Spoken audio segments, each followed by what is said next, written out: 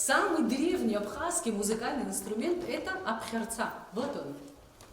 Абхерца. Вот посмотрите. И на слух. Абхерца переводится как абхицо.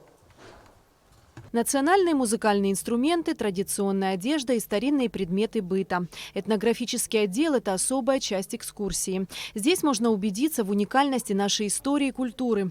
В центре зала расположен макет традиционного абхазского двора, выполненный в мельчайших деталях, с большим домом и хозяйственными постройками.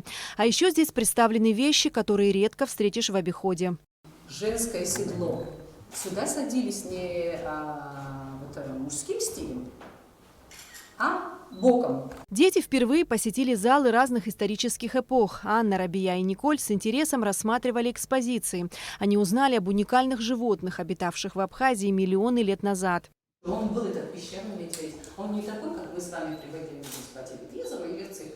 Он с горбом. Кто-то говорит, что он был хищный, кто-то говорит травоядный. Кто же его знает, какой он был, но вот его кость. За 100 лет существования музея в нем собрано более 250 тысяч экспонатов, имеющих огромное значение для историко-культурного наследия нашей страны.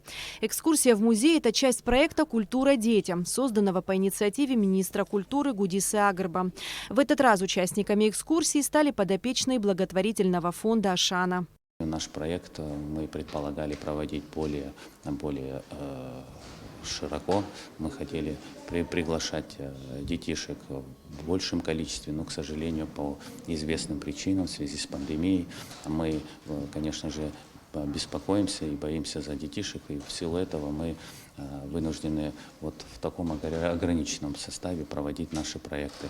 Но в будущем мы искренне надеемся, что ситуация изменится, и мы планируем проводить подобные акции. Я уверен, что они станут уже у нас традиционными. Проект «Культура детям» обязательно получит продолжение, охватывая различные объекты историко-культурного наследия нашей страны. Участником проекта может стать любой школьник, отправив заявку на почту.